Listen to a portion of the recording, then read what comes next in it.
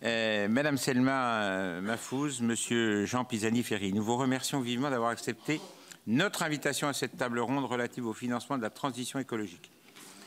Nos échanges s'appuieront sur le rapport que vous avez publié en mai 2023, Évaluation des impacts macroéconomiques de la transition écologique, produit à la demande de la Première ministre Elisabeth Borne. Nous aimerions vous entendre ce matin sur les suites données à ce travail depuis sa parution, en particulier concernant le financement de la transition.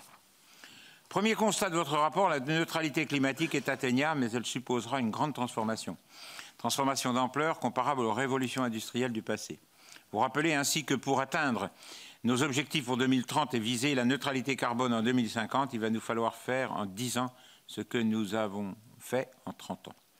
Deuxième enseignement, vous jugez cette transition pertinente d'un point de vue environnemental, mais aussi d'un point de vue économique et budgétaire. En matière de finances publiques, vous affirmez qu'il ne sert à rien de retarder les efforts au nom de la maîtrise de la dette, car cela reviendrait à accroître le coût total de la collectivité. Une transition de cette ampleur induit nécessairement un supplément d'investissement que vous chiffrez à plus de 2 points du PIB en 2030, par rapport à un scénario sans action environnementale. La moitié environ de ce surplus, 34 milliards d'euros par an, devrait être pris en charge par la puissance publique. Plusieurs pistes sont évoquées pour dégager ces moyens supplémentaires. Redéploiement de certaines dépenses, notamment des dépenses budgétaires ou fiscales, endettement, accroissement des prélèvements obligatoires. Près d'un an après la parution de ce rapport, quelques semaines après la fin du débat budgétaire, nous aimerions recueillir vos impressions quant aux suites données à votre travail. Le projet de loi de finances 2024 vous semble-t-il représenter un tournant suffisant? L'effort budgétaire doit-il être accru? Quelles sources de financement pourraient alors être identifiées dans un contexte de finances publiques dégradées? Nous aimerions également vous entendre sur le financement de la transition écologique dans les collectivités territoriales qui sont, je le rappelle, à l'origine de 70% de l'investissement public. Selon I4CE, au moins 12 milliards d'euros d'investissement dédiés au climat devraient être réalisés par les collectivités chaque année, soit presque 20% de leur budget d'investissement. C'est 2 fois plus que le montant annuel mobilisé, 5,5 milliards. Pourtant, le récent rapport de la délégation aux collectivités territoriales consacré à la transition écologique dans les territoires a pointé l'incompatibilité du cadre actuel, en particulier du mode de soutien de l'État avec les exigences de cette transition. Il nous semble donc urgent de mieux outiller et de mieux accompagner les collectivités territoriales pour faire face au mur d'investissement vert qui se présente devant elles. Avez-vous des propositions à nous partager à ce sujet? En particulier, le projet de loi de finances 2024 prévoit la publication obligatoire d'un budget vert. Budget vert pour les collectivités territoriales de plus de 3 500 habitants et la possibilité pour ces mêmes collectivités d'identifier et d'isoler la part de leur endettement consacré à financer des investissements encourant à des objectifs environnementaux. Quel regard portez-vous sur ces évolutions? Madame Selma Mahfouz et Monsieur Jean Pisani-Ferry, je vous laisse la parole pour quelques propos liminaires. Merci, Monsieur le Président. Merci de nous accueillir. Nous sommes évidemment heureux de venir dialoguer avec vous. Je crois que ça va être surtout un dialogue puisqu'on a un temps d'exposition initiale très limité qu'on va se partager. Je pense que Selma va commencer et je dirai quelques éléments complémentaires et puis on ouvrira le dialogue en particulier sur les questions que vous venez de poser. Merci Monsieur le Président et merci également pour l'invitation. En introduction, en quelques minutes, peut-être rappeler ce qu'on a essayé de faire dans le travail qui a été publié en mai 2023 et qui a été réalisé avec l'ensemble des administrations et plus largement des organismes travaillant sur ces sujets, en 3 questions. Pourquoi la question de comment financer la transition se pose? De combien on parle et qu'est-ce qu'il y a derrière ce chiffre, et puis qui peut financer, donc pourquoi, combien et comment. Alors pourquoi? Je pense que ce qu'il faut bien avoir en tête, c'est que la transition économique, comme vous l'avez dit, c'est une grande révolution industrielle dont le principal mécanisme économique, c'est de l'investissement pour remplacer les énergies fossiles. On va investir dans des éoliennes, dans des rénovations énergétiques, dans des véhicules électriques, dans tous les secteurs, simplement pour sortir des énergies fossiles, remplacer une chaudière au fioul par une pompe à chaleur. Or, ces investissements, ils ont une particularité, c'est qu'on ne les fait pas, contrairement aux investissements qu'on fait en général dans l'économie, parce qu'ils sont rentables, parce qu'ils vont permettre de produire plus, ou parce qu'ils vont permettre de produire moins cher, d'accroître la productivité. En général, les entreprises investissent parce que ça leur permet elles ont plus de demandes, de produire davantage, ou bien de produire moins cher. Là, on les fait pour sortir des fossiles, avant tout. La principale motivation est celle-là. Le rendement de ces investissements, il peut exister, mais il est incertain. Il n'est pas forcément très élevé, et en tout cas, il n'est pas la raison pour laquelle on fait ces investissements. Et c'est pour ça, je crois, que la question du financement de ces investissements se pose de façon un peu différente de la question du financement des investissements habituels dans l'économie. Donc ça, c'est un peu le pourquoi cette question. La transition, c'est très capitalistique. Ça va demander. Il y a d'autres leviers, mais c'est très capitalistique, surtout à court terme. Alors combien? Ce qu'on a essayé de faire, c'est de compter les haricots, comme on dit, c'est-à-dire de regarder à l'horizon 2030, par où passe la réduction des émissions de gaz à effet de serre auxquelles la France s'est engagée. C'est à peu près 150 millions de tonnes de réduction des émissions de CO2 équivalent. On a réparti ça par secteur avec tous les experts. Et dans chaque secteur, on a identifié les gros leviers qui permettent de réduire les émissions. Donc, par exemple, dans le secteur de l'immobilier, c'est sortir du fioul et du gaz progressivement, parce qu'on sait que c'est des gros émetteurs de gaz à effet de serre. Et donc, secteur par secteur, on a regardé ces investissements ou ces remplacements, combien ils coûtaient en plus, combien ça représentait d'investissements supplémentaires par rapport à un monde où on n'aurait pas remplacé des chaudières au fioul par des pompes à chaleur ou des véhicules thermiques par des véhicules électriques qui coûtent plus cher. Et c'est bien ça qu'il faut avoir en tête, c'est qu'il y a un investissement supplémentaire parce qu'aujourd'hui, une pompe à chaleur, c'est plus cher qu'une chaudière au gaz haute performance. Un véhicule électrique, c'est encore plus cher qu'un véhicule thermique, etc. Donc c'est ce surcroît de coûts qu'on a calculé, 3 millions de chaudières au fioul, fois le surcoût, etc. Par an, ça fait au total, ce que vous avez dit, Monsieur le Président, 60 à 70 milliards d'euros par an d'investissement supplémentaire d'ici 2030, c'est-à-dire 2 points de PIB par an d'ici 2030. Ça concerne tout le monde. C'est des investissements des particuliers, de la puissance publique, des entreprises. Ce n'est pas l'investissement public, c'est le total. Et donc ensuite, qui finance ces besoins de financement? On a tenté une répartition entre public et privé dans un premier temps, toujours ligne à ligne, en regardant par exemple l'isolation des écoles. Vous avez parlé des collectivités locales, c'est plutôt un sujet d'investissement public a priori. La rénovation du tertiaire commercial, c'est plutôt privé. Alors c'est des clés de partage qui peuvent se discuter, mais donc ligne à ligne, on arrive ainsi à en gros 50% public, 50% privé, qui est vraiment une base de réflexion, qui n'est pas quelque chose qui est gravé dans le marbre, évidemment.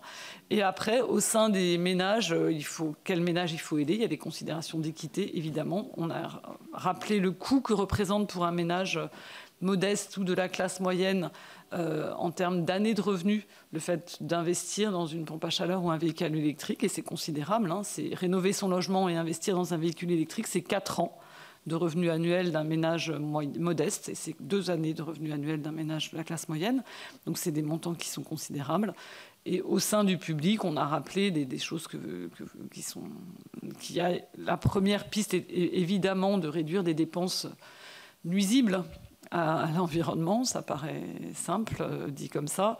La deuxième, d'augmenter les possibilités de recettes, et la troisième, d'augmenter la dette. Ça, c'est assez arithmétique, et j'en resterai là en introduction.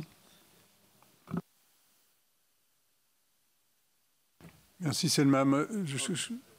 Ce que je pense utile, c'est peut-être de mettre en perspective, puisque, comme vous l'avez rappelé, ça fait bientôt 1 an que le rapport a été remis. Donc la question que vous vous posez, c'est peut-être qu'est-ce qui a résisté au début de l'épreuve du temps et qu'est-ce qui n'a pas résisté. Je pense que la première chose, c'est que les chiffres d'investissement, ceux que citait Selma, ont été très largement confirmés par d'autres travaux. C'est-à-dire, nous avons par exemple la Commission européenne qui vient de publier ses travaux, ses chiffrages pour l'horizon 2040, hein. Et donc, ce sont des ordres de grandeur qui sont tout à fait comparables à ceux que vient de donner Selma, donc plus de 2% du PIB. Il y a peut-être un écart sur l'investissement dans le réseau, dans le réseau d'électricité, hein, pour lequel nous étions un peu en bas de la fourchette. Et donc, on serait probablement amené à réviser plus haut. Il y a aussi des évaluations qui ont été publiées par l'Institut Rousseau, qui portent sur un certain nombre de pays européens. Donc c'est important parce qu'on n'avait pas le détail par pays, et qui montrent aussi qu'on est à peu près dans la plaque. Donc il n'y a pas de débat vraiment sur les ordres de grandeur de l'investissement. Il n'y a pas de débat non plus véritablement sur le coût pour les ménages. Là-dessus, il y a une étude assez détaillée de l'Institut d'économie pour le climat qui a confirmé assez largement les chiffres qu'on donnait. Donc ça n'a pas non plus beaucoup changé. Enfin, 2 points sur lesquels les évolutions ont plutôt confirmé nos analyses. L'une, c'est l'optimisme sur la rapidité du progrès technique. De ce point de vue-là, les chiffres de l'Agence internationale de l'énergie sont très impressionnants, puisque à chaque année, le déploiement des énergies renouvelables, le déploiement de la voiture électrique dépasse leurs estimations précédentes. Donc à chaque fois, enfin plus exactement, c'est leur prévision pour 2030 qui est révisée systématiquement à la hausse.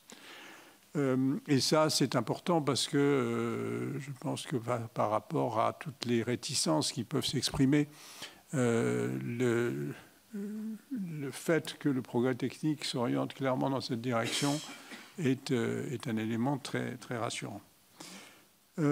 Et enfin, dernier point, nous avions une inquiétude sur la compétitivité de l'Europe, de l'Union européenne, globalement, avec d'un côté l'initiative américaine sur l'Inflation Reduction Act et de l'autre côté les progrès de la Chine qui sont spectaculaires en matière de renouvelables et en matière de véhicules électriques. Je crois que ça s'est tout à fait confirmé et rien ne nous dit que effectivement l'Union européenne, qui est consciente du problème, a trouvé la martingale qui permet de sortir de cette tenaille. Ce qui a changé, peut-être ces 2 points. Un point sur, évidemment, les conditions politiques générales en Europe. C'est impressionnant de voir à quel point se répètent d'un pays à l'autre les mêmes phénomènes de refus d'obstacles, quoi. C'est-à-dire du fait que, et c'est souvent pour les mêmes raisons, c'est-à-dire c'est souvent pour des raisons qui tiennent au partage du fardeau entre les individus, les personnes, les petites entreprises, et puis ce qu'apporte la sphère publique en soutien divers. De ce point de vue-là, c'est intéressant. Je regardais juste avant de venir, il y a une étude qui vient de sortir et qui est une étude mondiale qui pose 2 questions. Est-ce que vous êtes prêt à sacrifier une part de votre revenu pour le climat, 1% de votre revenu pour le climat? Et la proportion de ce point de vue-là est élevée partout. En France, par exemple, elle est de 51%. Donc des gens qui sont prêts à sacrifier 1% de leur revenu annuel pour le climat. Et ensuite, on leur demande, et qu'est-ce que vous pensez que les autres sont prêts à sacrifier? Donc, est-ce que vous êtes plus, disons, disposé au sacrifice que la moyenne? Et la réponse systématiquement, dans tous les pays, c'est que les autres sont moins disposés à faire cet effort. En France, par exemple, c'est 38%, la proportion estimée des ménages, qui seraient prêtes à faire cet effort. Et donc cet écart entre les dispositions individuelles à l'effort et la perception de l'effort collectif et la perception de la disposition à l'effort des autres est très général et très marqué. Et ça, c'est un obstacle considérable. Donc ça montre que, effectivement, s'il n'y a pas d'intervention publique marquée dans ce domaine, ça sera compliqué. Dernier point sur lequel il y a un changement, c'est la question des conditions financières. Vous faisiez référence à l'endettement. Lorsque ce rapport a été écrit, les conditions financières globales avaient commencé de se détériorer. Bon, elles ont continué de le faire. Et donc, la question de savoir qu'est-ce qui est finançable avec le niveau des taux d'intérêt tel qu'il est et tel qu'on l'anticipe pour les années à venir va être une question centrale, puisqu'on parle d'investissement à long terme, en particulier pour les collectivités territoriales. Et donc, c'est très important de savoir ce qui se passe de ce point de vue-là. Bon, de ce point de vue-là, la question reste ouverte. Hein. Il y a eu une évolution des taux qui a été marquée. Est-ce que cette évolution est durable? Est-ce que ce décalage est durable? Ou est-ce qu'on va revenir vers des taux d'intérêt d'équilibre pas forcément au même niveau que ceux qu'on connaissait juste avant le déclenchement de la crise inflationniste, mais un petit peu plus élevé sans être excessif. Je pense plutôt, mais évidemment c'est un point qui est matière à discussion.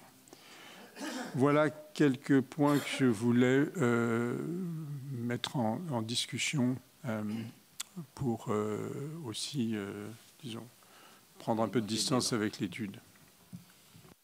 Bien, merci. Je vais donc donner la parole à Stéphane Demilly. Merci, Monsieur le Président. Merci à vous, Monsieur Pisani et Madame Mahfouz. Je voudrais cibler mon propos sur le financement. Pour financer la transition écologique mondiale, des torrents d'argent doivent se substituer d'urgence aux gouttes à gouttes actuelles. Ce n'est pas moi qui le dis, je ne fais que reprendre les propos du secrétaire général de l'ONU. Ce financement est incontestablement le facteur qui déterminera le succès ou l'échec de la lutte climatique. À la COP 28 de Dubaï, les États participants se sont entendus pour, je cite l'expression, transitionner hors des énergies fossiles et pour tripler la capacité des renouvelables d'ici 2030. Mais, parce qu'il y a un mais, l'accord ne contenait pas d'avancée sur le déblocage des flux financiers vers les pays en développement. C'est là pour ne pas dire le point de blocage majeur des négociations climatiques mondiales. Une fois de plus, sans financement, les accords climatiques ne sont que des promesses vides. Vouloir, c'est bien, mais vouloir sans pouvoir, c'est un peu plus compliqué. Entre l'endettement, l'inflation, les demandes légitimes mais puissants fonds des populations et la fébrilité des prêteurs internationaux, cette question doit être le thème central des négociations climatiques de 2024. Comment favoriser ? C'est une question, comment favoriser la mise en place d'une stratégie de financement pérenne, notamment via les banques multilatérales de développement, comme la Banque mondiale et le Fonds monétaire international. Par ailleurs, et vous le mentionnez au chapitre 11 de votre rapport, la transition climatique crée un risque significatif de configuration inflationniste dans le domaine de l'énergie. On s'en est rendu compte d'ailleurs depuis déjà un certain temps. Cela s'explique d'une part par la faiblesse actuelle des investissements dans le domaine des énergies renouvelables, j'y reviens, et d'autre part par la tension sur les marchés de certains matériaux indispensables. Et vous le dites vous-même dans la conclusion de votre rapport, je vous cite, « Dans un contexte de tension géopolitique, on devrait observer dans la prochaine décennie une récurrence de phénomènes de pénurie, de perturbations et donc d'instabilité des prix. » Fin de citation. Alors j'en viens à ma deuxième et dernière question. Même si vous avez commencé à évoquer ce sujet en citant l'étude de l'Institut pour le climat et une autre étude aussi dont vous parliez sur la part que les consommateurs sont prêts à sacrifier de leurs revenus pour aider à cette fameuse transition climatique. Ma question c'est, avez-vous plus précisément connaissance de l'impact direct pour le consommateur? Et surtout, quel est selon vous le degré d'acceptation pour le consommateur? Merci, chers collègues. Je vais donner la parole à Alexandre Wizy. Oui, bonjour et merci pour vos présentations. Donc moi, j'ai une première question qui concerne, parce qu'en effet, la question, c'est comment s'actualise le rapport à travers le temps, et c'est ça que je trouve intéressant. Il y a un nouveau pacte de stabilité et de croissance qui a été validé, pas encore tout à fait adopté, mais validé en tout cas en trilogue il y a quelques jours.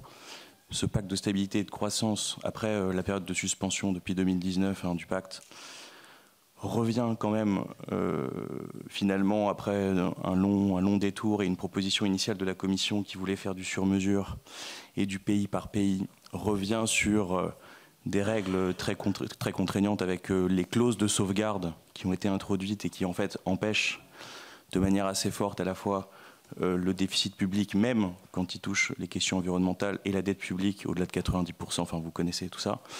Ma question est, ce que je trouve assez schizophrénique, c'est qu'en effet, à côté de ça, la Commission a fait ses estimations, je crois 1500 milliards d'euros pour transitionner en Europe, 1,6% du PIB européen chaque année qui doit être investi dans la transition. Comment vous voyez la compatibilité entre ces règles et la trajectoire que la Commission définit elle-même, quoi?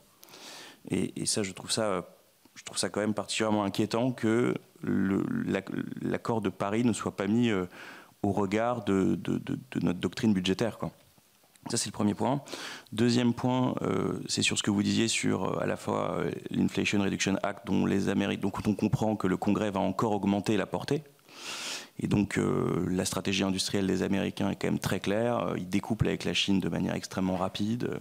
C'est assez impressionnant, en fait, ce qui se passe là-bas, à grands coups de subventions publiques. La croissance est repartie à fond les ballons. L'inflation est régulée. Et nous, on est empêtrés dans quelque chose qu'on a du mal à gérer. Et j'aimerais savoir comment vous voyez les choses, parce qu'en face, aujourd'hui, on a une stratégie sur le photovoltaïque et l'éolien qui consiste en fait à subventionner le photovoltaïque et l'éolien chinois, parce qu'en fait, le marché n'existe pas ailleurs, quoi. Il y a 90%, je crois, des panneaux photovoltaïques qui sont installés en Europe qui viennent de Chine. Et puis sur la voiture électrique, on va se retrouver dès l'année prochaine dans la même situation, puisqu'on voit qu'il y a des voitures électriques à moins de 20 000 euros qui vont débarquer de Chine, qui sont les seuls à inventer même la voiture électrique là-bas à moins de 15 000 euros. Donc comment vous pensez la solution? J'imagine que le problème est compliqué, évidemment, mais comment vous voyez comment l'Europe peut se positionner de ce point de vue-là? Est-ce qu'on en est rendu à redevenir un espace dans lequel il faut protéger des industries dans l'enfance pour essayer de ressortir de ces fourches codines-là? Et troisième question, vous aviez évidemment dans votre rapport évoqué un ISF climatique comme une manière de partager le fardeau. Vous avez évoqué le terme il y a quelques instants. Vous avez été j'aimerais bien avoir vos retours sur la manière dont l'exécutif a accueilli les choses, la manière dont les choses ont été perçues et ce qui a été opposé à votre raisonnement qui, du point de vue recette, me semble assez implacable. Voilà sur ces trois éléments-là. Je vous remercie. Merci. Je vais donner la parole à Hervé Gillet. Merci, Monsieur le Président. Vous l'avez indiqué, effectivement, on se situe presque à 1 an de la sortie de votre rapport. Et nous sommes dans un moment où, malheureusement, nous vivons une cristallisation d'une forme de crise politique, avec notamment les derniers événements sociaux au niveau des manifestations des agriculteurs qui ne sont... et cette crise n'est sans doute pas finie aujourd'hui, mais elle révèle justement une crispation de la société particulièrement inquiétante par rapport à notre capacité de mettre en œuvre ces politiques à court, moyen et long terme. En d'autres termes, on est en train de régresser plutôt que de progresser en l'espace de quelques mois quand on regarde d'un peu plus près les décisions qui sont prises aujourd'hui dos au mur par rapport à celles que nous devrions prendre.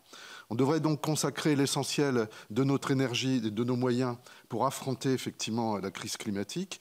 Et en fait, il suffit d'une crise économique et sociale sporadique pour que d'un seul coup, un État comme l'État français recule, et pas uniquement l'État français, puisque la Commission européenne elle-même est en train aussi de faire un pas de côté pour essayer de s'adapter à ces tensions économiques et sociales. Donc c'est quand même particulièrement inquiétant dans les scénarios et les propositions que vous avez pu faire, dans notre capacité de pouvoir prendre les bonnes décisions effectivement au bon moment. Alors vous me direz, c'est peut-être reculer pour mieux sauter, mais si ces tensions sont de plus en plus fortes dans les mois et dans les années à venir, eh bien, on n'aura jamais cette capacité de pouvoir s'inscrire dans cette trajectoire. On est donc dans des injonctions paradoxales, et ces injonctions paradoxales sont de plus en plus fortes, et vous le savez très bien, quand on gère du paradoxe, on gère souvent aussi du déni, de la colère, et c'est un terreau pour le populisme. Donc, et on est dans ces moments-là, véritablement, aujourd'hui. Donc c'est quand même particulièrement inquiétant. Sur les propositions que vous avez pu faire, Alexandre Wisil a remis en perspective aujourd'hui les contraintes, notamment au niveau de l'Europe. Mais est-ce qu'on ne doit pas aujourd'hui aller vers des scénarios beaucoup plus ambitieux ou des propositions plus ambitieuses? Il y a la question de la décorrélation de la dette nécessaire par rapport aux investissements que nous devons réaliser pour faire face justement à ces enjeux.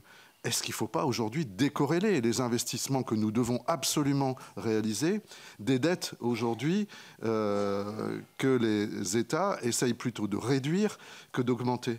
Donc comment faire par rapport à ça? La taxe carbone a été abandonnée. On peut bien sûr, au niveau de l'ISF climatique, et quand on regarde les profits Total, avoir des revenus supplémentaires. Mais est-ce qu'aujourd'hui, il ne faudrait pas véritablement, compte tenu des enjeux, avoir ce courage de remettre en place une fiscalité carbone qui devrait être habillée d'une autre manière pour véritablement accompagner les investissements que nous devons réaliser? Le dernier point, qui me paraît vraiment important, c'est vis-à-vis des ménages et des ménages les plus modestes. Et je crois qu'on a beaucoup de mal à mesurer la question du taux d'effort. On parle toujours du reste à vivre, qui est une chose, mais la question du taux d'effort en termes d'équité est quelque chose de particulièrement important. Si vous gagnez 4 000 € et que vous avez 100 € de plus à payer en termes de facture d'électricité ou simplement de déplacement, mais vous ne faites pas plus de déplacement qu'un ménage qui gagne 2 000 €, votre taux d'effort sur votre reste à vivre est beaucoup plus important. Donc il y a ce sentiment qui est puissant aujourd'hui. C'est-à-dire que les gens qui gagnent moins ont l'impression de faire un effort beaucoup plus important. Et pour nombre d'entre eux, ça devient inacceptable. Et comme ça devient inacceptable, ça nourrit la colère. Merci. Je vais donner la parole à Jean Bassi. Merci, Monsieur le Président. Moi, je voudrais vous interroger sur la problématique des feux de forêt. Ce que nous avons vécu en 2021 et en 2022 donne peu ou prou, montre qu'on a besoin d'économiser à peu près 1/6 de plus que ce qui est prévu chaque année par rapport à ces feux de 2021-2022. Alors, par rapport au GIEC, ce n'est pas un problème, parce que la forêt elle est appelée à brûler et à se reconstituer. Moi, ce qui me gêne, c'est le timing. Là, on parle d'économie jusqu'en 2050. La forêt elle sera reconstituée à la fin du siècle. Donc là, on a déjà un gros problème. Après, derrière, les chercheurs américains commencent à dire que les feux de Californie ont annulé 10 ans d'efforts de décarbonation de leur économie. L'année dernière, ce sont les feux du Canada qui ont été encore bien plus importants. Est-ce que cette problématique est prise en compte et est-ce que dans les milliards qu'on est prêt à investir pour décarboner notre économie, on prévoit quelques millions pour aider la forêt à se protéger contre le feu et à faire en sorte qu'elle soit beaucoup plus défendable facilement? Si je vais donner la parole à Martha de Cidrac. Merci, Président. Merci beaucoup pour le rapport que vous avez effectivement rendu l'année dernière. Moi, je voudrais revenir sur le volet du ralentissement de la croissance parce qu'on voit qu'au regard de ce qui se profile, le risque sur la dette publique est de 10 points du PIB en 2030, 15 points en 2035 et 25 en 2040. C'est quand même relativement anxiogène, sans devenir éco-anxieuse. On en a parlé la semaine dernière, mais on peut s'interroger quand même à un moment donné s'il ne va pas falloir s'inquiéter sur ces chiffres-là au regard des investissements nécessaires pour atteindre un certain nombre d'objectifs environnementaux. Donc ma question, en fait, est-ce qu'il n'y a pas une réflexion sérieuse à mener autour de nos indicateurs et de la manière dont on calcule les PIB dans les pays ? Parce que je pense que, moi je crois qu'il faut aussi remettre d'aplomb un certain nombre d'indicateurs autour de nos modes de calcul de la croissance. Ça, c'était ma première question. J'ai une autre question d'ordre un peu plus sémantique. On parle tout le temps de croissance verte. Ne faudrait-il pas passer à l'étape suivante de parler de croissance tout court? Faut-il opposer systématiquement la croissance verte à la croissance tout court? Et au fond, on parle tous de la même chose. Donc voilà, question sémantique qui m'intéresserait d'entendre vos réponses là-dessus. Et dernière question rapide, vous avez évoqué 1% donc 38% des ménages qui seraient prêts à faire un effort de 1% sur leurs revenus. Non, c'est pas ça, j'ai mal compris. 51% sont prêts à faire un effort et ils estiment que la proportion de ceux qui sont prêts à faire un effort est de 38%. Très bien. Mais alors, du coup, ça ne change pas sur le fond de ma question. J'aurais aimé avoir votre sentiment aujourd'hui sur, en réalité, le consentement à l'impôt, parce que c'est de ça dont il est question, sachant qu'en France, on est quand même très imposé. Et parmi les impôts que l'on paye déjà aujourd'hui, il y a une partie qui va vers la transition écologique. Donc, comment est-ce qu'on peut mettre en musique un discours qui soit compréhensible pour l'ensemble de nos concitoyens et donc espérer une forme d'adhésion un peu plus collective que ce qu'elle est aujourd'hui. Je vous remercie. Merci. Je vais donner la parole à Bruno Rojour. Oui, merci, Président. Alors moi, c'est plus un témoignage que je voudrais vous apporter à tous les deux. Je suis allé en décembre à la déclinaison de la COP dans ma préfecture, le département de l'Allier. Il y avait là 80 personnes qui étaient rassemblées, un peu représentatives de tout ce qui est un petit peu la société civile. Et le préfet a décliné tout ce qui était souhaité pour progresser vers la transition écologique. Et donc, on a commencé par mieux se loger, mieux se déplacer, tout ce genre de choses. Et c'était assez intéressant. C'était intéressant parce que je représente malheureusement un département où le niveau de revenu est dans les plus bas de France. Donc la réaction d'un certain nombre de personnes dans la salle, quand on leur disait « Eh bien, voyez, il va falloir changer votre chaudière, il va falloir rapidement aussi isoler votre logement, il va falloir que vous changiez de véhicule, il va falloir ci, il va falloir ça ». Je voyais bien comment les gens réagissaient. Les gens réagissaient en se disant « mais comment je vais faire pour payer ça ?» Alors bien sûr, l'argument qui était retourné, c'est de dire « il y a des subventions, on va vous aider ». Mais il reste toujours quelque chose à charge pour cela.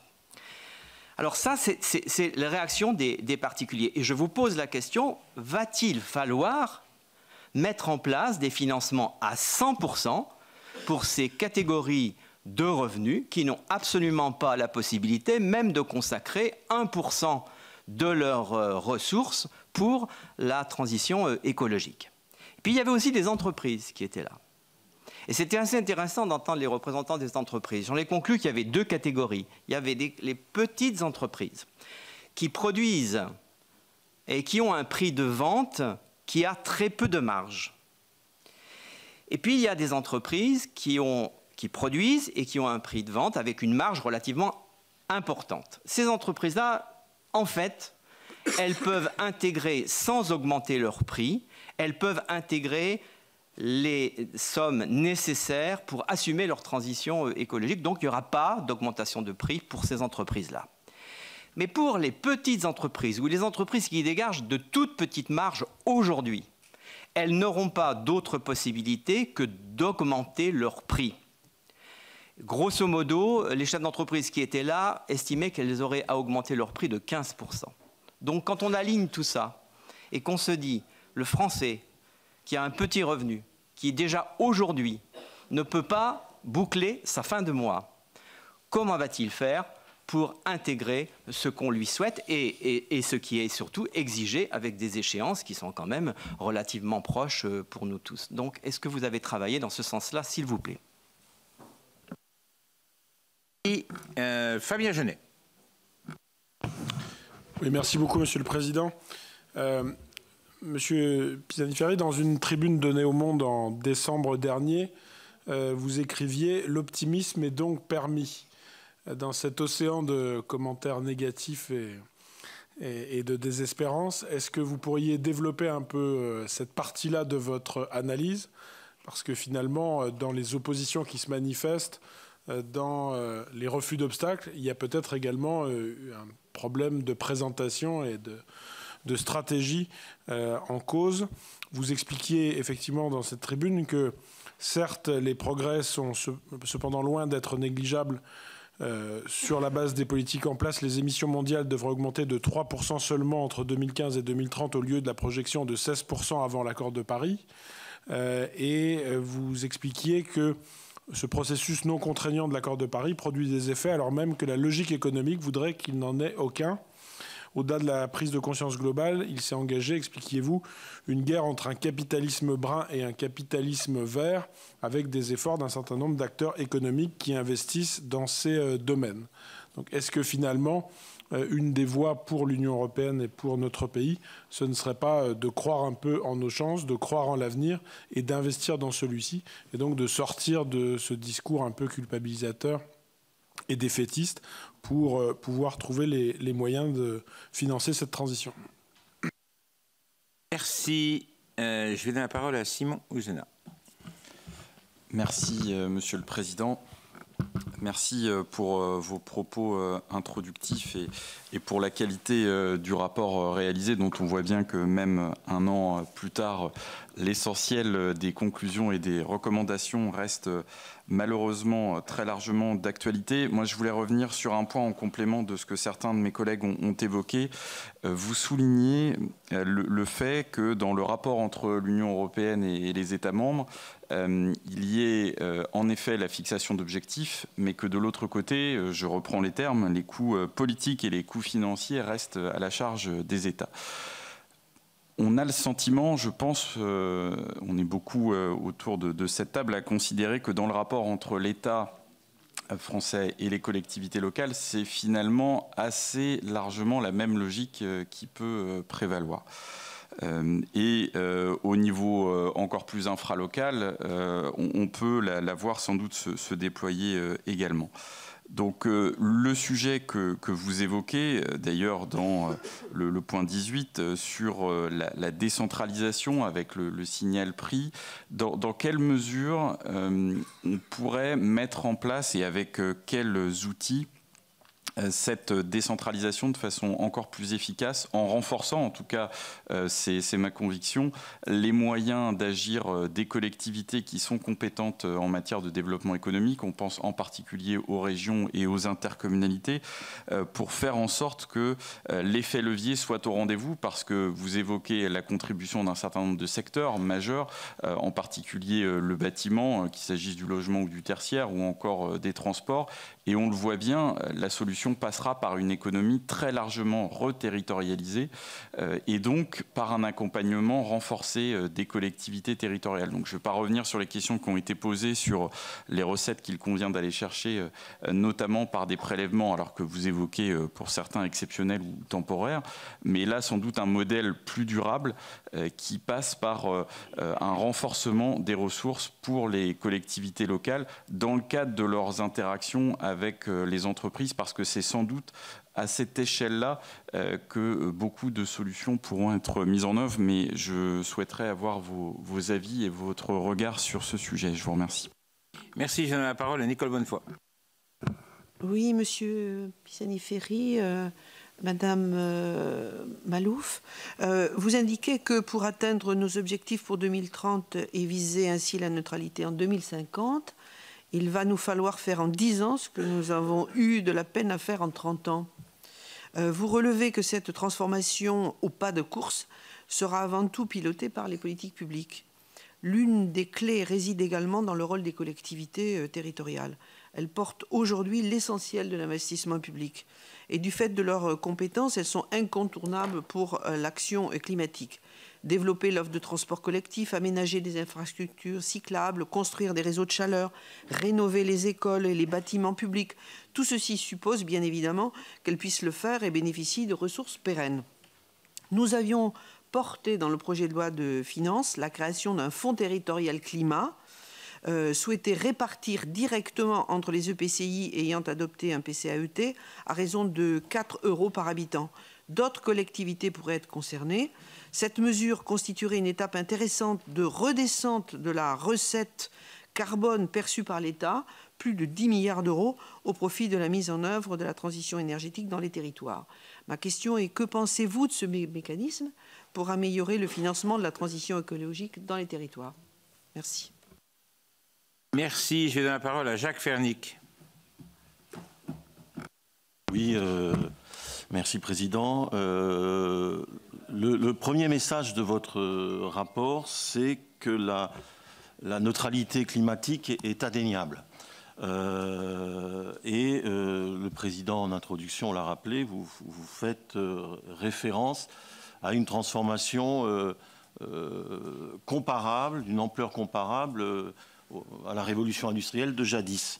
À la différence là, qu'il faudra être plus rapide, une transformation plus globale, et autant les révolutions industrielles, parmi les moteurs principaux, il y avait les innovations technologiques, les évolutions du marché. Là, le moteur principal, vous le dites, ça va être le pilotage public, avec 3 leviers entre lesquels il faut trouver un bon équilibre, les subventions, la réglementation, et le troisième, évidemment, c'est la tarification du carbone.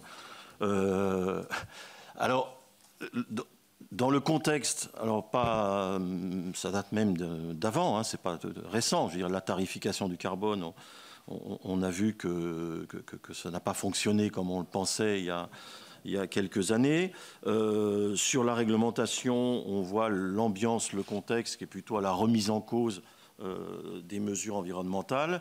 Et sur la capacité d'alimenter les subventions publiques, ça nécessite de remettre en cause, ça a été dit par les uns et les autres, la façon de considérer la dette publique et les prélèvements obligatoires. Donc, est-ce qu'on est en mesure aujourd'hui, avec les remises en cause du multilatéralisme, qui est quand même la base de notre démarche planétaire climatique, de trouver déjà en Europe et chez nous au plan national les conditions de maintien, pour conforter un consensus sur cette trajectoire et ses principaux leviers. Merci. Avant que je donne la parole à nos invités, y a-t-il d'autres prises de parole? Bien, je n'en vois pas. Je cède la parole. Merci, Monsieur le Président. Merci, Mesdames et Messieurs les sénateurs, pour vos questions. Il y en a beaucoup qui se recoupent. Donc, je vais peut-être commencer par les questions du Président de tout à l'heure, auxquelles je n'ai pas répondu. Et puis, ensuite, on va essayer de rassembler les éléments. Donc, vous m'aviez interrogé, vous nous aviez interrogé sur le jugement sur la loi de finances 2024 et sur la question de savoir si l'effort était suffisant. Je dois dire que je pense qu'en 2024, et j'insiste sur ce point, la contrainte n'est pas vraiment une contrainte budgétaire. La contrainte, c'est plus l'ensemble des autres obstacles. Je parle par là la question de la disponibilité des qualifications des artisans qualifiés pour leur rénovation. Je pense par là à la capacité industrielle. Je pense par là donc je pense qu'en 2024, les masses budgétaires qui ont été dégagées, les moyens budgétaires qui ont été dégagés sont à la hauteur de ce qui était souhaitable. Faire plus, ça aurait été probablement un mécanisme inflationniste parce qu'on aurait mis beaucoup d'argent tout à coup sur une capacité d'intervention, d'action qui était limitée. Donc ça, c'est pour 2024. Bien sûr, la question se pose pour la suite, puisque, comme le rappelait Selma, nous avions évalué autour d'une trentaine de milliards par an les besoins d'investissement public. Évidemment, on est loin de ce niveau, même si on agrège l'État et les collectivités territoriales. Et donc, il va falloir continuer. Et c'est pour la suite que, pour l'instant, on manque de visibilité.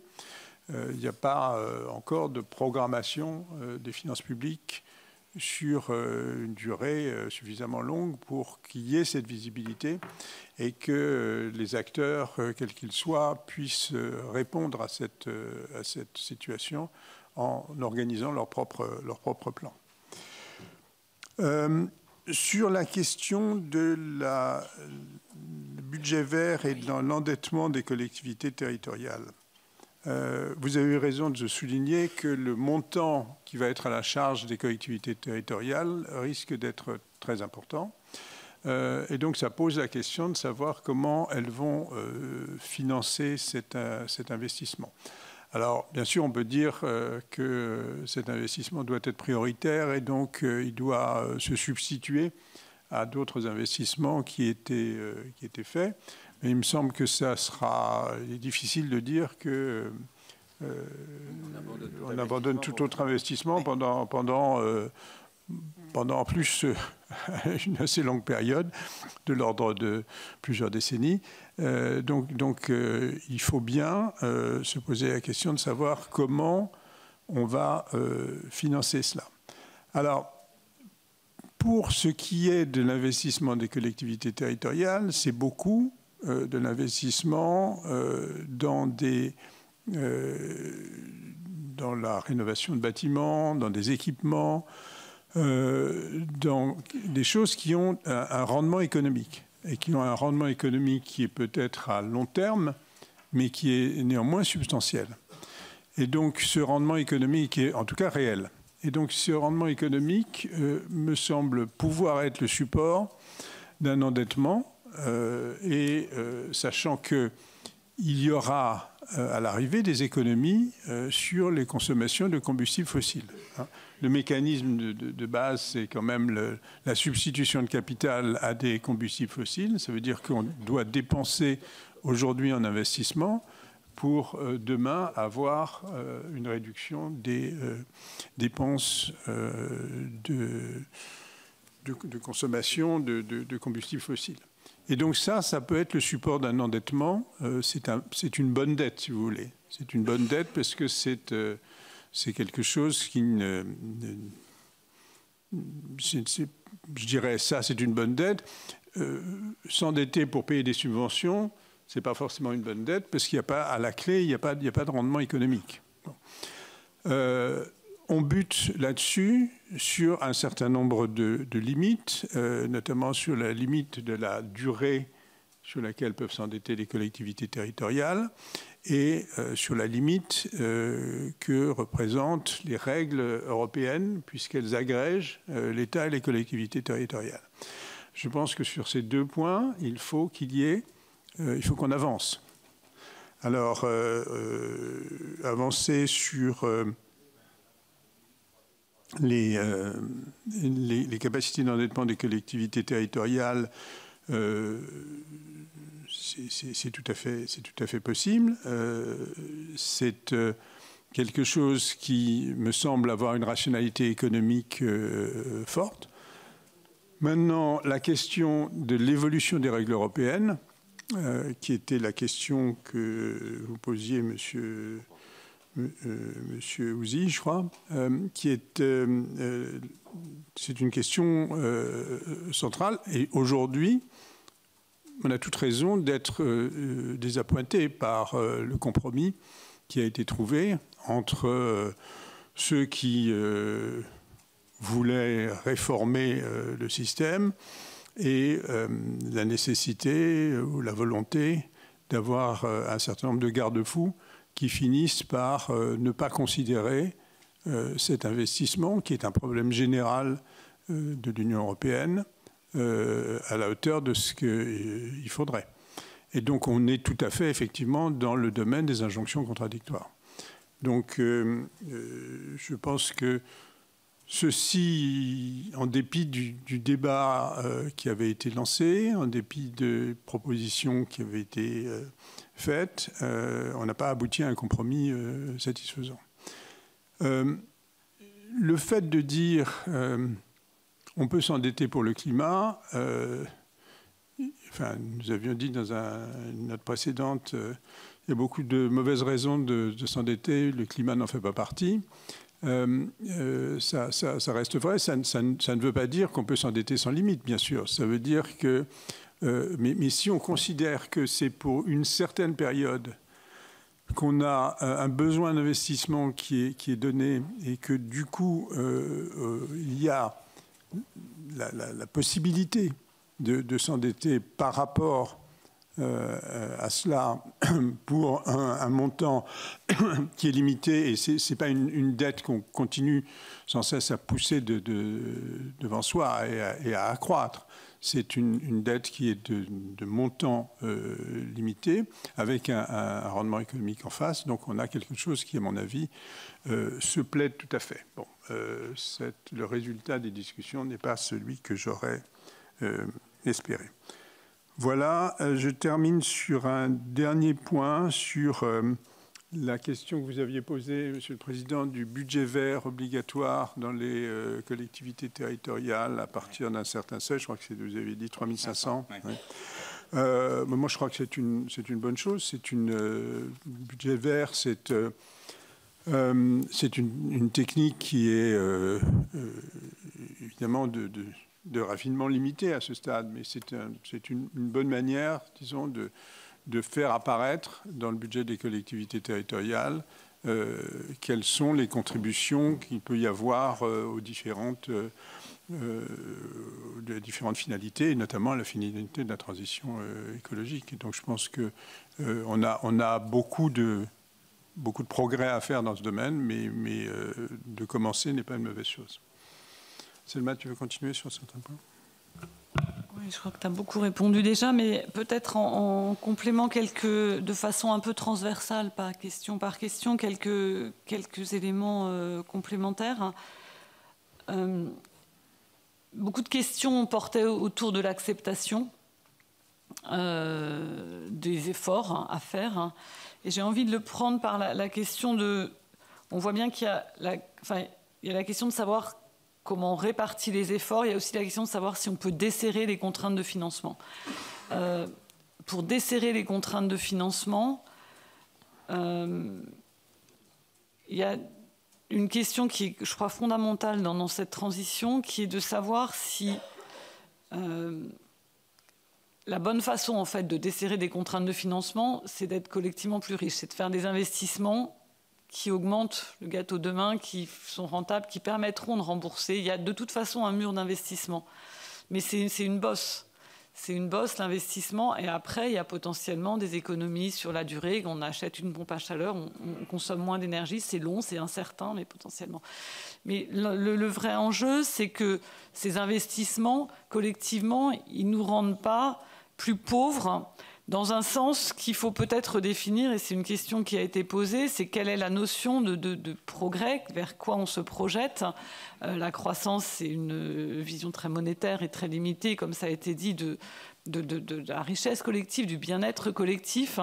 Mais c'est un petit peu toute cette notion, et ça renvoie à la question d'acceptation, c'est vers quel futur on va, où peut-être monétairement, ces investissements ne seront pas tous financièrement rentables, mais seront source de bien-être collectif, pas forcément monétisés. Pour autant, il y a des besoins de financement qui supposent de la dette monétaire.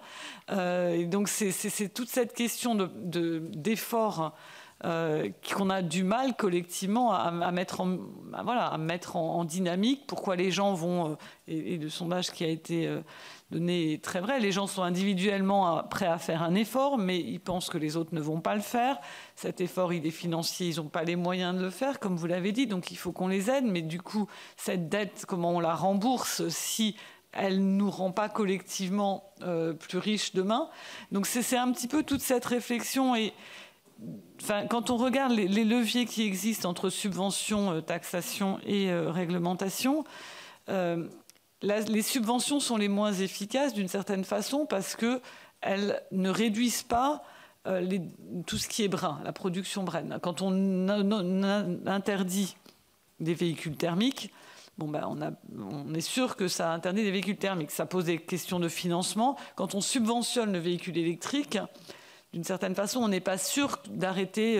Donc, pour réduire les émissions, c'est moins efficace. Mais par contre, peut-être pour rendre cette transition plus rentable demain et pour augmenter l'investissement qui va faire baisser les coûts de production des véhicules électriques, potentiellement, ce levier peut être efficace. Donc, on voit bien qu'on est dans une dynamique où il va falloir utiliser ces 3 leviers de façon la mieux combinée pour essayer de faire en sorte que ces investissements qui coûtent à court terme, donc il y a de la dette et je vais y revenir, permettent d'aller vers un futur qui est collectivement désirable mais aussi rentable et qui permettent de rembourser cet investissement, qu'on ne laisse pas juste aux générations futures une dette à rembourser et un monde dégradé.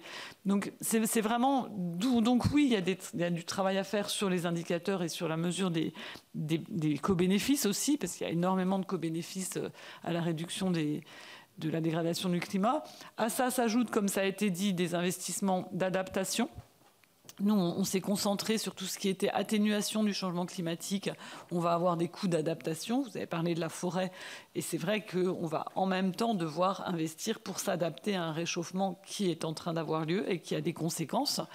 Donc cette première idée, c'est que plus on arrivera à desserrer la contrainte de financement en faisant en sorte que les investissements qu'on fait permettent d'avoir une rentabilité sociale, plus ça sera facile de les faire accepter. Ça, c'est mon premier point, desserrer les contraintes de financement. Après, il y a clairement des répartitions des efforts entre pays, vous l'avez évoqué.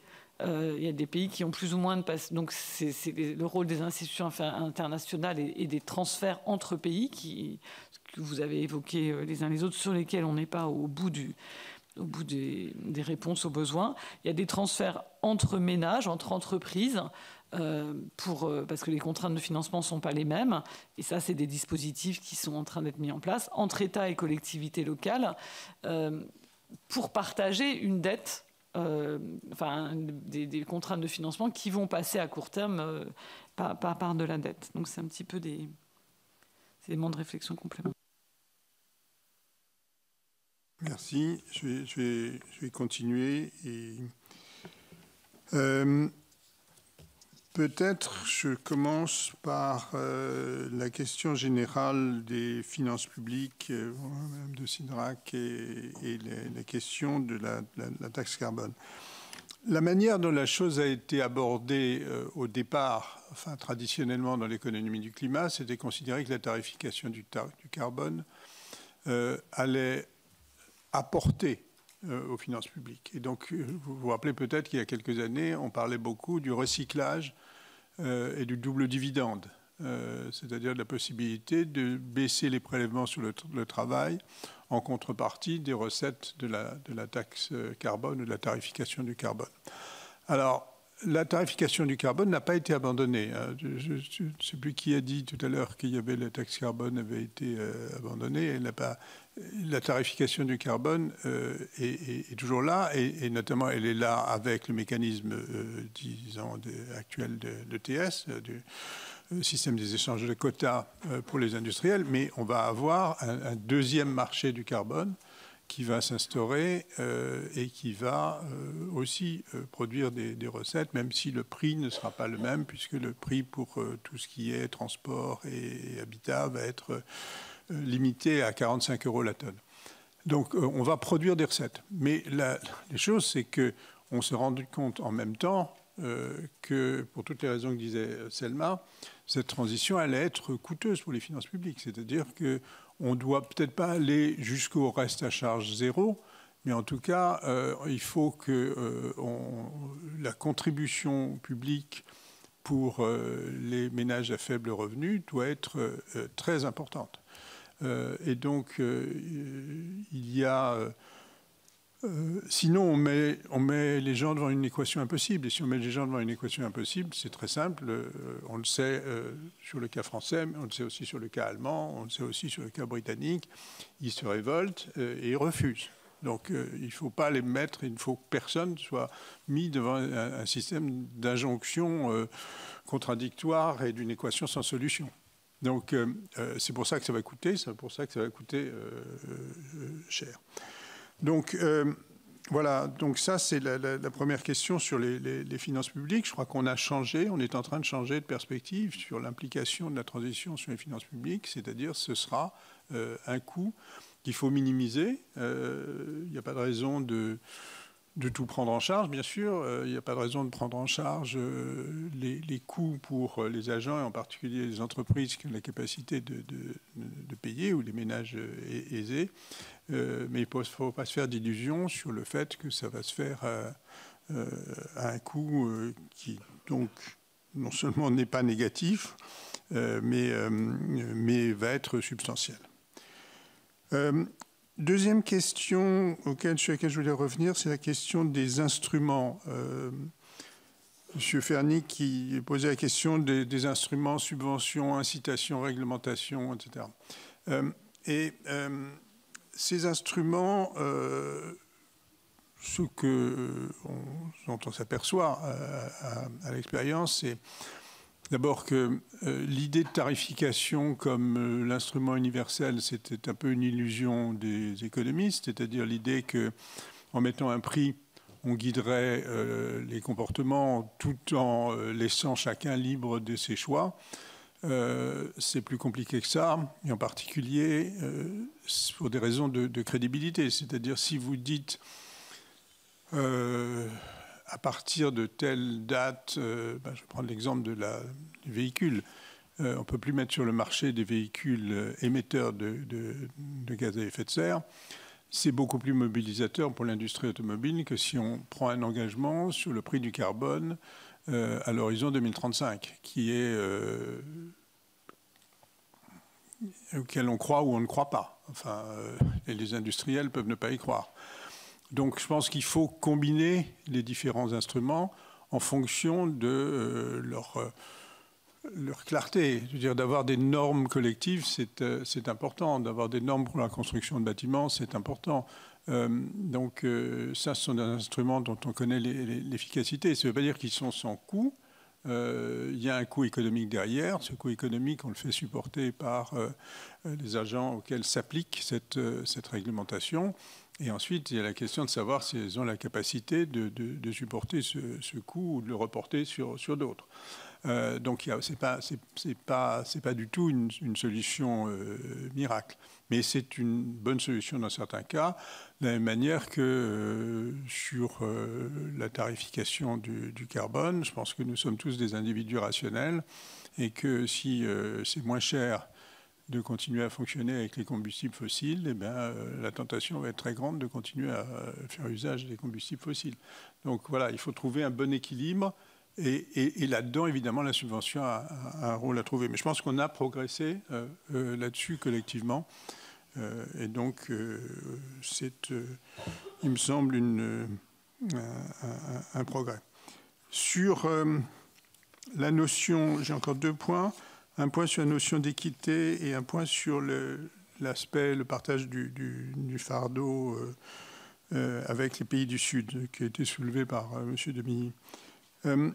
Sur l'équité, bon, il me semble, c'est ce que je suggérais tout à l'heure avec l'enquête, en vous rapportant l'enquête qui a été faite, la question d'équité est tout à fait centrale dans cette affaire. C'est-à-dire, les gens sont prêts à faire un effort, mais ils veulent absolument que cet effort soit réparti de manière équitable. Et la conception de l'équité qui est mobilisée pour cela, ce n'est pas la conception de l'équité des temps ordinaires. C'est pas, dans les temps ordinaires, on admet au fond qu'il y a une certaine inégalité, que on a du mal à distinguer entre ce qui résulte d'évolution collective et ce qui résulte des efforts individuels. Là, on est beaucoup plus proche de l'équité telle qu'elle se mesure face à un conflit international, face à une guerre, disons-le. Donc, on a besoin beaucoup plus d'avoir, on a une conception beaucoup plus exigeante de l'équité, Et donc c'est ça qui nous a conduit à formuler cette proposition, qui n'est pas une proposition très développée, mais qui a suscité beaucoup de réactions, de dire il faut que tout le monde participe à l'effort, et en particulier, ça veut dire qu'il faut faire appel à une contribution explicitement non récurrente de la part des plus aisés, qui aura un effet à la fois à travers la contribution que ça apportera au financement, mais aussi par rapport à la perception du fait qu'on est dans quelque chose d'équitable. Dernier point sur la décarbonation du Sud. Donc vous avez tout à fait raison de soulever ce point. Aujourd'hui, on a beaucoup de questions sur le fait de savoir est-ce que les États-Unis, l'Europe, la Chine vont se décarboner, à quelle vitesse. Je pense qu'il va y avoir inévitablement des revers, des changements, des ralentissements au gré des évolutions politiques. Mais au total, je pense que le mouvement est lancé. Et la raison de l'optimisme, pardon, c'était une question qui m'a été posée aussi par M. Genet. La raison de l'optimisme dont je faisais preuve dans cette tribune, c'est qu'il me semble que ce mouvement, effectivement, est fort. La technologie est en train de changer la donne. Les renouvelables ont un coût qui baisse dans chaque fois qu'on refait des prévisions. On s'aperçoit qu'on est en dessous sur le coût des renouvelables de ce qu'on anticipait, qu'on est en dessous en termes de déploiement des renouvelables. Et ça s'applique y compris à la Chine, puisque la Chine, aujourd'hui, même si elle continue à construire des centrales à charbon, c'est un peu le paradoxe du développement chinois. Il y a une électrification très rapide et donc il y a une demande d'électricité très rapide qui ne peut pas être complètement couverte par les renouvelables, qui est couverte pour une fraction de plus en plus faible de l'accroissement est couvert par des centrales à charbon, mais massivement, la Chine est en train de transformer son système électrique. Et donc j'ai tendance à penser que du côté de la Chine, de l'Union européenne, des États-Unis, en tout cas dans l'hypothèse dans laquelle le président Biden serait réélu, où on aurait un président qui aurait un peu de sensibilité à la question climatique, mais même, je dirais, peut-être dans le cas où c'est le président Trump qui est réélu, parce que je pense que l'industrie américaine a fortement pris le virage, et donc on a en tout cas une fraction de l'économie américaine qui est engagée dans la transition. En revanche, dans les pays du Sud, on n'est pas du tout dans cette situation. C'est-à-dire l'Inde, l'Indonésie, l'Afrique du Sud continuent à être extrêmement dépendants des combustibles fossiles, et le coût de l'investissement pour transformer leur système énergétique et leur système électrique est un coût d'investissement important et dans certains cas prohibitif. Et donc la question effectivement de la contribution des pays du Nord à la décarbonation du Sud est une question absolument centrale. Et c'est d'autant plus central que plus on va aller vers la décarbonation du Nord, plus la part relative de la non-décarbonation du Sud dans des économies qui croissent très rapidement va devenir centrale dans l'équilibre mondial et donc dans la question de savoir si on continue à émettre des gaz à effet de serre ou si on maîtrise les émissions. Donc de ce point de vue-là, je pense que oui, ce qui s'est passé à Dubaï, ce n'est pas un progrès à hauteur de ce qu'il... C'est le moins qu'on puisse dire, voilà. C'est le moins qu'on puisse dire. Donc c'est une déception et je ne suis pas certain qu'à Bakou on fasse beaucoup de progrès là-dessus. Donc la question est centrale. Là où on fait des progrès, c'est qu'on a maintenant à la Banque mondiale, au FMI, dans les institutions multilatérales, on a quand même des dirigeants et au-delà des dirigeants, une mobilisation des institutions qui est réelle. Donc ensuite, effectivement, tout ça va demander du capital. Ça veut dire qu'il faut renforcer ces institutions, il faut leur permettre de contribuer au financement de la transition dans les pays du Sud.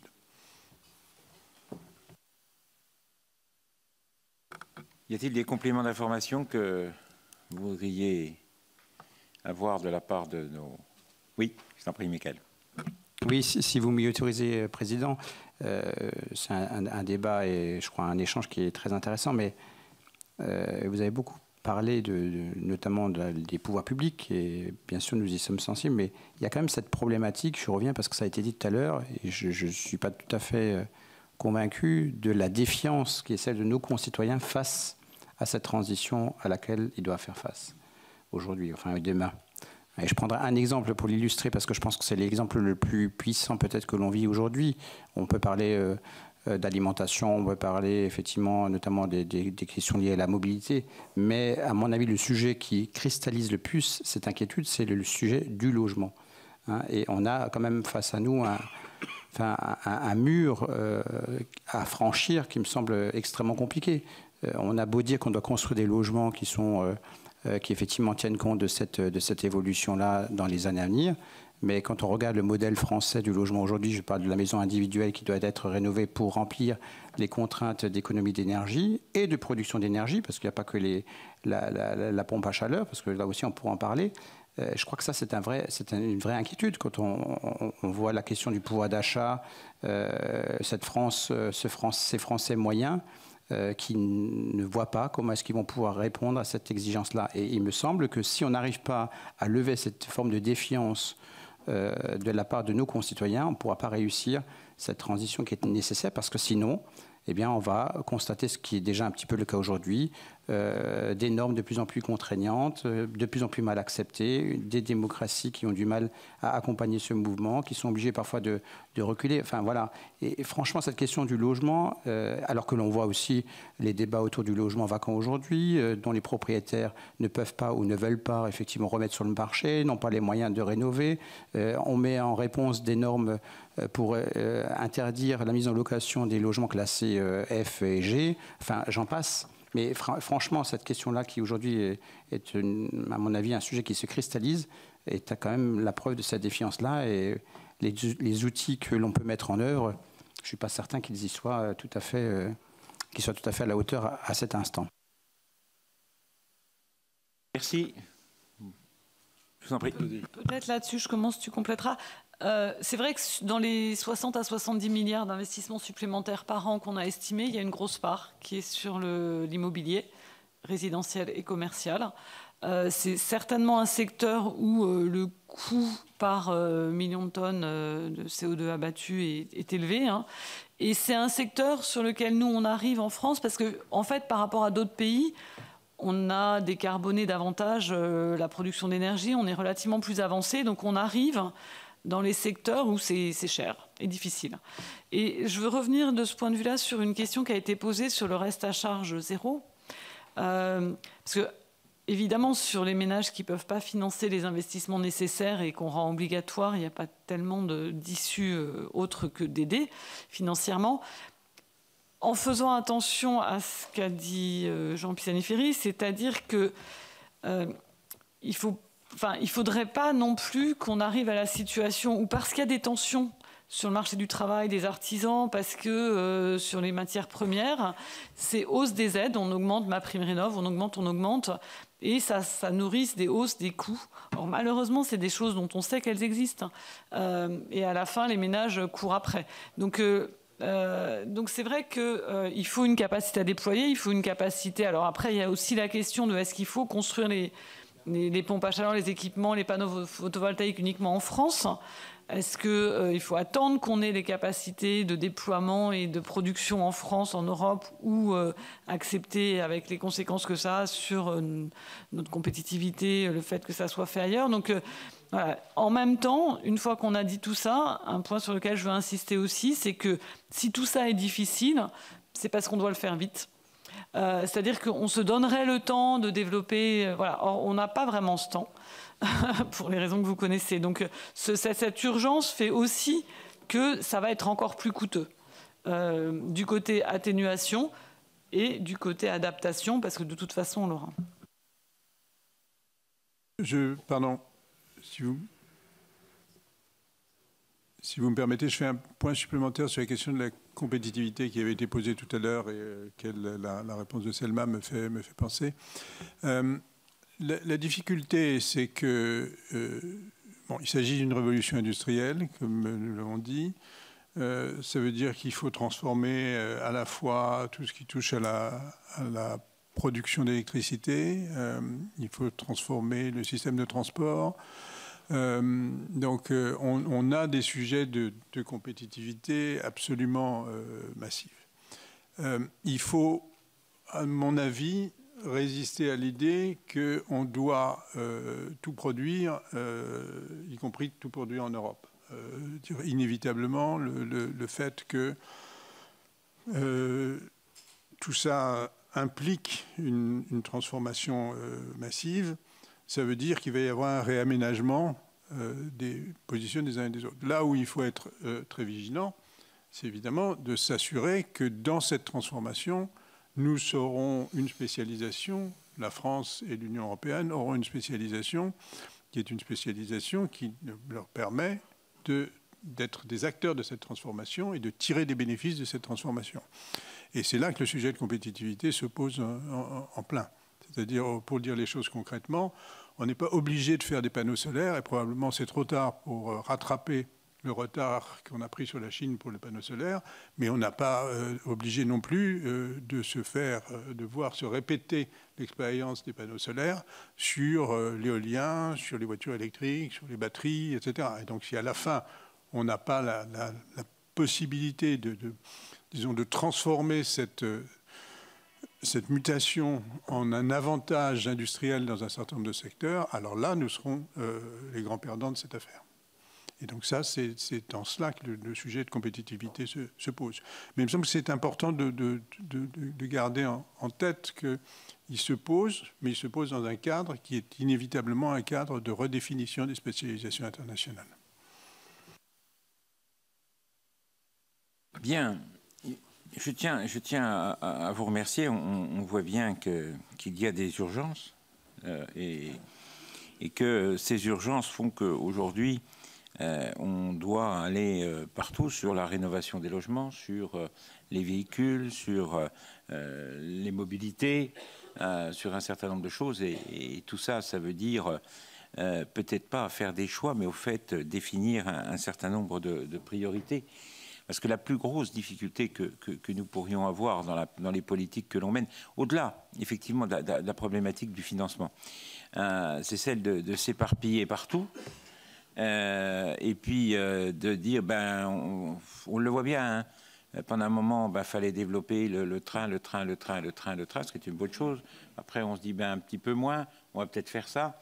Et je crois que c'est les difficultés que l'on peut avoir, c'est de s'éparpiller dans nos politiques et puis de vouloir aller à un endroit à un moment donné, de l'abandonner et puis de repartir dans d'autres dispositions.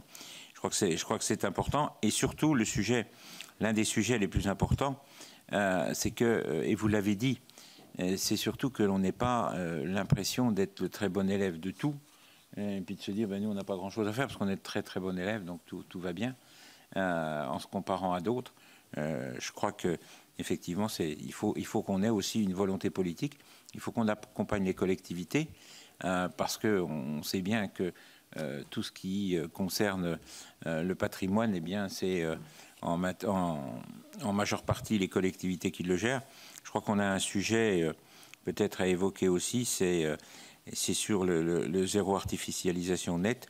Je crois que quand on parle sur le zéro artificialisation net de mettre des financements, je crois qu'il y a des financements qui seraient importants, notamment dans le monde rural, pour la réhabilitation de bâtiments, plutôt que d'aller utiliser des terres et autres, alors qu'on a des bâtiments que les gens ne peuvent pas aujourd'hui réhabiliter parce que des corps de fer énormes, ça demande un investissement puissant. Mais je crois qu'il faut qu'on définisse des priorités. Et puis surtout, cibler les budgets. Je crois que les collectivités le font en disant, ben voilà, dans l'investissement, je vais mettre de l'argent, fonds vert, sur telle politique. Et je crois qu'il faut aussi que l'État, on l'a réclamé à plusieurs reprises, hein, je crois qu'il faut que l'État aussi mette des lignes budgétaires sur tout ce qui concernera l'environnement et l'écologie. Je crois que c'est important pour qu'on puisse montrer à nos concitoyens, parce que on voit bien nos concitoyens sont prêts à faire des efforts, mais ils voudraient savoir à quoi servent leurs efforts. Parce que leur demander quelque chose qui concerne les politiques environnementales pour aller effectivement ne pas les cibler, et je ne dis pas qu'il n'y a pas d'autres besoins, mais aller les mettre là où vous voulez, non, ça ne marche pas. Je crois qu'il faut effectivement qu'on les cible. Voilà, en tous les cas, merci. Merci pour votre contribution. Je crois que c'était pour nous particulièrement enrichissant et merci pour votre écoute et vos réponses. Merci. Merci.